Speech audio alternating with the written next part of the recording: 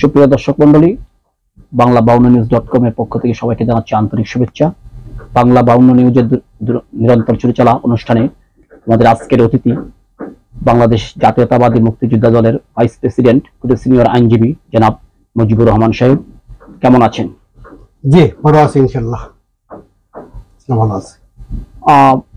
আমরা আপনার কাছে জানতে চাচ্ছি, বর্তমান সরকার 5 মাস অতিবাহিত হলো ক্ষমতায় এসেছে।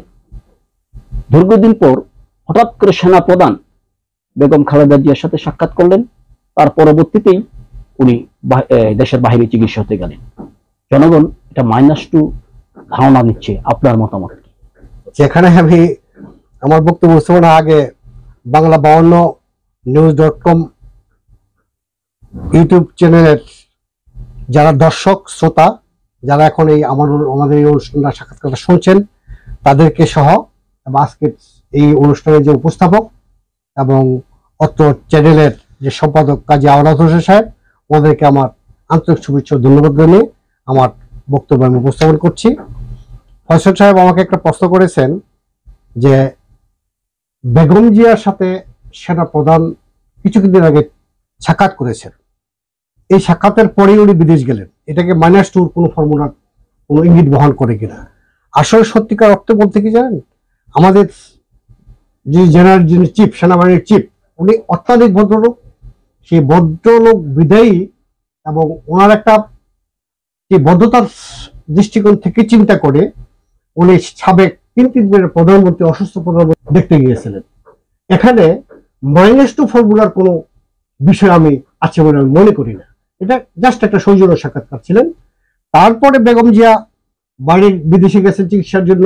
বিদেশে যাওয়ার জন্য একটা সময়ের প্রয়োজন আছে, ডাক্তারদের সাজেশন লাগে, ডাক্তারদের একটা ফিজিবিলিটির প্রয়োজন আছে। ও দীর্ঘদিন অসুস্থ, বিদেশে যাবেন, সেই প্রস্তুতি নিতে সময় লেগেছে, যার কারণে ওনার বিদেশ যেতে একটু বিলম্ব হয়েছে। এখানে -2 ফর্মুলার কোনো কিছু আছে বলে আমি মনে করি না। সম্প্রতি লক্ষ্য করলাম, আগামী নির্বাচন নিয়ে সরকারের পক্ষ থেকে এক এক ধরনের বক্তব্য আসছে। একবার এই বছরের শেষের দিকে, আবার আগামী বছরের মাঝামাঝি সময়ে এক এক ধরনের বক্তব্যটা কি বিভ্রান্তিমূলক কিনা? আসলে বিষয়টা আপনি বলতেছেন যে আমাদের সরকার, এখনকার সরকার প্রধানের যিনি প্রধান উপদেষ্টা ইউনূস সাহেবের যে প্রেস সচিব, উনি বিভিন্ন সময় বিভিন্ন আপডেট দিচ্ছেন বিভিন্ন সাংবাদিকের কাছে। এখানে বিলম্ব হওয়ার কিছু আছে বলে আমার মনে করি না। জনগণকে আশ্বস্ত করার জন্য উনি সরকারের পক্ষ থেকে নির্বাচন উপলক্ষে বিভিন্ন আপডেটগুলো জনগণের জানাচ্ছেন, এটাই আমার কনসেপ্ট। এখানে কালক্ষেপের কোনো আছে বলে আমার মনে হয় না। আপনার দল বিএনপি সংস্কারও চাচ্ছে, আবার দ্রুত নির্বাচন চাচ্ছে। এখন সংস্কার আগে না নির্বাচন আগে? আসলে সংস্কার নির্বাচন কোনটা আগে কোনটা পরে আসবে এটা একটা বড় কথা না। বড় কথা হলো একটা 17 বছরের একটা রেজিম, যে রেজিম এদেশকে অত্যাচার নির্যাতন করে জনগণকে মাটির সাথে মিশিয়ে দেওয়ার অবস্থা করেছে, সেই রেজিমের চেঞ্জ হয়েছে গত 5ই আগস্ট। 5ই আগস্টের একটা সফল অভ্যুত্থানের পর, সফল বিপ্লবের পর নির্বাচনের যে প্রক্রিয়াটা, সেটা হইতে একটু সময় তো লাগবেই। নির্বাচন চাবে, গণতান্ত্রিক দল হিসেবে আমরা নির্বাচন চাইতেই পারি, আমরা নির্বাচন চাবেই। তো সংস্কার যে একটা বিষয় আছে, সংস্কারটা কিছুটা করতে হবে। কারণ তাহলে যদি সংস্কার কিছুটা না করা হয়, তাহলে যে আমাদের 5ই আগস্টে যে গণ রেভলিউশন যেটা ঘটেছে, এটা ব্যত্যয় ঘটবে। যার কারণে কিছু সংস্কার করতে হবে, সংস্কারের পাশাপাশি নির্বাচনের দিকেও আগাইতে হবে। আর নির্বাচন যতদিন পর্যন্ত না হবে, ততদিন পর্যন্ত আমরা আন্তর্জাতিক বিশ্ব থেকে অনেকটাই বিচ্ছিন্ন থাকবে। সুতরাং নির্বাচন যত দ্রুত সম্ভব, এই সরকারকে অনুরোধ করব, যত দ্রুত সম্ভব সংস্কার কাজগুলো যত তাড়াতাড়ি সম্ভব সমাপ্ত করে, সমস্ত দল মত এর সাথে আলোচনা করে একটা নির্বাচনের ডেডলাইন ঘোষণা করা উচিত বলে আমি মনে করি। বর্তমান সরকার 5 মাস অতিবাহিত না হতেই ট্যাক্স ভ্যাট বাড়িয়ে দিলেন, এতে জনগণের উপর প্রভাব পড়বে কিনা? আচ্ছা, ট্যাক্স ভ্যাটের বিষয়টা হলো, আসলে ট্যাক্স এবং ভ্যাট গুলো এগুলো সাধারণত বার্ষিক যখন বাজেট প্রণয়ন করা হয় তখন সাধারণত এগুলি করা হয়। দেশের আর্থসামাজিক প্রেক্ষাপটে কিন্তু ভ্যাট এবং ট্যাক্স ছাড়া কিন্তু কোনো দেশ চলতে পারে না। তবে এই মুহূর্তে আর 2 মাস পরে বাজেট ঘোষণা হবে, এই মুহূর্তে হঠাৎ করে ভ্যাট আরোপ করে দেওয়াটা আমি এটা যুক্তিযুক্ত মনে করি না। যাই হোক, বিভিন্ন প্রেক্ষাপটের কারণে হয়তো এটা সরকার করেছে, আর্থিক সংকটের কারণে। এটা যুক্তিযুক্ত হয়েছে বলে মনে করি না, তবে সামনে বাজেটের মধ্যে যদি এই জিনিসটা আনয়ন করা হতো তো সবচেয়ে বেটার হতো। আপনি বাংলাদেশ জাতীয়তাবাদী মুক্তিযোদ্ধা দলের ভাইস প্রেসিডেন্ট। সম্প্রতি একজন মুক্তিযোদ্ধার গলায় জুতার মালা পরানো হলো, এতে আপনার প্রতিক্রিয়া কি? আসলে শোনেন, একটা কথা বলি, মুক্তিযোদ্ধা যারা আছে তারা তো মুক্তিযোদ্ধাই। যার গলায় মালা পরিয়েছে ওনাকে মুক্তিযোদ্ধার গলায় মালা পরানো হয়নি, একটা ব্যক্তির গলায় মালা পরানো হয়েছে, সে মুক্তিযোদ্ধা। কিন্তু বিগত 17 বছরে উনি যে কর্মকাণ্ড করেছেন, আমাদের বিএনপি জামাত বিভিন্ন দলের লোকজনের উপর যে অত্যাচার নির্যাতন করেছেন তার একটা বহিঃপ্রকাশের দিন ঘটেছে। সেখানে এমন কোনো লোক ছিল না তার অত্যাচারে দেশ ছাড়াবদ্ধ হয়েছে। সে দেশ থেকে তারা ফিরে এসে তাদের ইয়ার বহিঃপ্রকাশ ঘটাইছে। তবে হ্যাঁ, যারাই ঘটনাগুলো ঘটাইছে তারা আইনকে হাতে তুলে নিছে। এই আইনকে হাতে তুলে নেওয়ার পিছনে আমি তাদেরকে বলবো না, তাদের খুব ঝাড়তেই পারে। এখানে আমি বলবো যে সে এতগুলো মামলা তার মাথায় নিয়ে প্রকাশ্যে দিবালোকে কিভাবে ঘুরে বেড়ায়।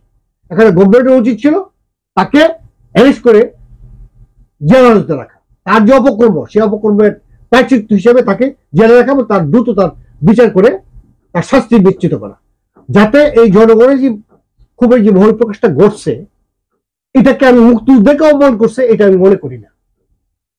আপনি একজন আইনজীবী। জি, বর্তমানে বাংলাদেশের আইনে সত্যি কি বৈষম্য দূর হয়েছে বিচার ব্যবস্থায়? বাংলাদেশের আইনে বৈষম্য দূর হয়েছে কিনা জানি না, তবে আমরা বিগত 17 বছর আমরা কোর্ট কাছারিতে যেভাবে নিগৃহীত হয়েছি বিভিন্ন কোর্টের কাছে, কোর্ট সবসময় একটা জিনিস, ফয়সাল সাহেব একটা জিনিস সবসময় মনে রাখবেন, কোর্টের মধ্যে বার এবং বেঞ্চের মধ্যে যদি সৌহার্দ্যপূর্ণ সম্পর্ক না থাকে তাহলে কোনো আইন সঠিকভাবে চলতে পারে না। আর আমার বিগত সময়ে কোর্টে প্রত্যেকটা আইনজীবী, বিরোধী দল বলতে বিএনপি জামাত যত আইনজীবী ছিল প্রত্যেকটা আইনজীবী সেখানে নিগৃহীত হয়েছে সে কোর্টের মাধ্যমে। আর এখন আমরা অবাধে, এই রেজিম যখন চেঞ্জ হলো, আওয়ামী লীগ স্বৈরাচারী যখন পতন ঘটলো, শেখ হাসিনা যখন পালানোর পরে যখন যে কোর্টগুলো প্রতিষ্ঠিত হয়েছে, সেই প্রতিষ্ঠিত কোর্টের মধ্যে আমরা এখন অবাধে আমরা কথা বলতে পারি, মত বিনিময় করতে পারি, আর্গুমেন্ট করতে পারি, কোনো সমস্যা হচ্ছে না। এবং এখানে ন্যায় বিচার প্রতিষ্ঠিত হচ্ছে বলে আমি মনে করি। আমরা এখন স্বাধীন, সে স্বাধীনভাবে আমরা কোর্টে এখন মুভ করতেছি। বর্তমানে বাংলাদেশ ভারতের সীমান্তবর্তী এলাকাগুলোতে কাঁটাতারে বেড়া নিয়ে একটি বিরোধপূর্ণ অবস্থা দেখা যাচ্ছে, এতে করে আপনার মতামত? কাঁটাতারের বেড়া এটা তো ভারতে একটা অতীতের ঘটনা ঘটতেছে, অতীতেও তারা এটা করে আসছে।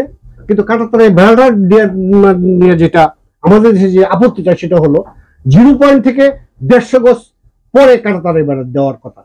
অর্থাৎ মুভমেন্টস ল্যান্ডে কোনো স্থাপনা নির্মাণ করতে হলে দুই দেশেরই মতামতের ঐক্যমতের প্রয়োজন।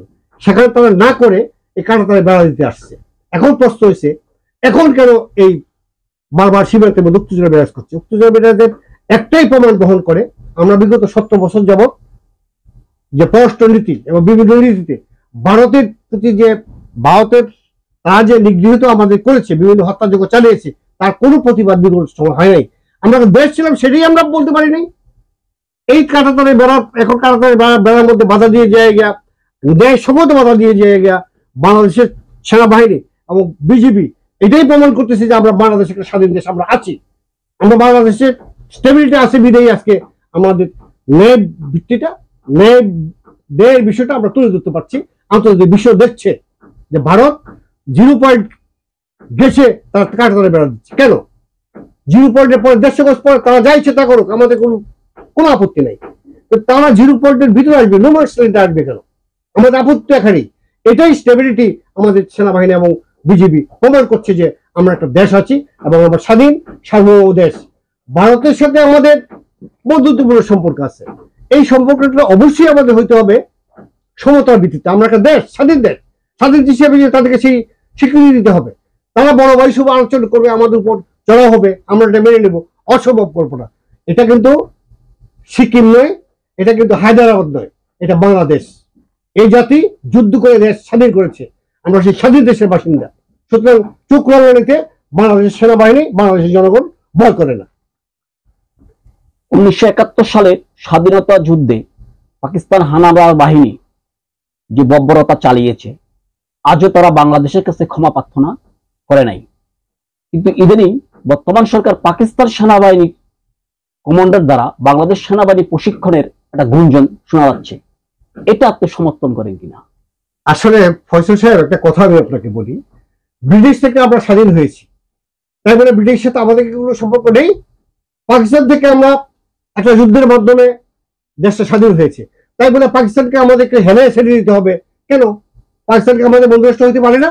ব্রিটিশ যদি আমাদের বন্ধু রাষ্ট্র হইতে পারে, দীর্ঘ 200 বছরের নির্যাতনের, 200 বছর শাসনের পর যদি সেখানে স্বাধীন হওয়ার পর তাদের সাথে আমরা সৌহার্দ্যপূর্ণ সম্পর্ক রক্ষা করতে পারি এবং বিভিন্ন কাজকর্ম চালাতে পারি, পাকিস্তানের সাথে আপত্তি কোথায়? পাকিস্তানের আপত্তি থাকার কোনো কথা নেই। তারা এখানে যদি আমাদের এখানে ট্রেনিং দেয়, কেন? ভালো জিনিস। তা আমি তো মনে করি আমাদের সেনাবাহিনীর সক্ষমতা বৃদ্ধির জন্য পাকিস্তান কেন, যে কোনো জায়গা থেকে ট্রেনার আইনা এখানে ট্রেনিং দেওয়া হতে পারে, কোনো সমস্যা আমি মনে করি না। আপনার সেন্ট মার্টিন সরকার সেন্ট মার্টিনের পর্যবেক্ষকের নিয়ন্ত্রণ করছে। আরাকান আর্মি সেন্ট মার্টিন দখল করবে বা দখল করেছে এমন কিন্তু গুজব ছড়া। আপনার কি ধারণা যে আরাকান আর্মি সেন্ট মার্টিন দখল করতে পারে? আসলে এটা ফজল সাহেব এই প্রশ্নটা করে আমার হাসাইলেন, কারণ আপনার নিশ্চয়ই মনে আছে 2001 সালে নাপ নদীতে একটা যুদ্ধ হয়েছিল আমাদের বাংলাদেশের সাথে, 2 ঘন্টার যুদ্ধ। বাংলাদেশের তখন ব্রিগেড ছিল, 2 ঘন্টার যুদ্ধে 700 সেনাকে, বাংলাদেশ সেনাকে হত্যা করেছিল 2 ঘন্টার যুদ্ধে। সেখানে আপনার আরাকান আর্মি, এটা তো একটা ছোট্ট একটা, এটা এদের তাদের কি সেই সক্ষমতা আছে সেন্ট দখল করার মতো? সেই ক্ষমতা তাদের আছে? আর বাংলাদেশের সেনাবাহিনী, বিজিবি, পুলিশ, বিডিআর, যাই আমরা বলি, আমাদের শৃঙ্খলা বাহিনীর যে সদস্য আছে, পত্রিকা বাহিনী যারা আছে, অত্যাধিক দক্ষ, অত্যাধিক সক্ষমতা অর্জন করে। এখানে ওই যে আরাকান আর্মি, এটা তো আমাদের তুচ্ছ বিষয়, এদের সেই সক্ষমতা আছে নাকি আমাদের সেই বাহিনী দখল করার মতো? এবং এটা তুষুর ঘরের মতো উড়ে যাবে আমি মনে করি। সর্বশেষ প্রশ্ন, যে বৈষম্য বিরোধী আন্দোলন, বৈষম্যের বিরুদ্ধে আন্দোলন হয়ে পেশিবাদ সরকার বিতরিত হয়েছে, আপনি কি মনে করেন বর্তমানে বৈষম্য সত্যি দূর হয়েছে? বৈষম্য, সত্যি কথা বলতে বৈষম্য এখন দূর হয় নাই, তবে বৈষম্য দূর না হলেও বৈষম্য দূর করার জন্য প্রক্রিয়া চলতেছে এবং সেই সংস্কার হবে, নতুন গভর্নমেন্ট হবে অবশ্যই আসলে, যে বৈষম্যের কারণে আজকে আমরা এই রিজিমকে চেঞ্জ করতে পারছি, এই বৈষম্য অবশ্যই এখানে পূর্ণ হবে। নেক্সট নির্বাচিত গভর্নমেন্ট আসলে সমস্ত দিকে নজর দিয়ে সেগুলো করা হবে। আর বিএনপি তো জানেন আপনি, মা মাটি মানুষের একটা দল, এই দলে একটি দশা অলরেডি এখন থেকে 2 বছর আগে দেওয়া হয়েছে। আমাদের অ্যাক্টিং চেয়ারম্যান তারেক রহমান, বেগম খালেদা জিয়া, ওনারা তো একটি দফা দিয়েছেন। সেই একটি দফার আলোকেই যদি এই দেশের জনগণ বিএনপিকে ভোট দিয়ে নির্বাচিত করে, অবশ্যই সে একটি দফার আলোকে এই দেশের মধ্যে সকল প্রকার বৈষম্য দূর করা হবে ইনশাল্লাহ।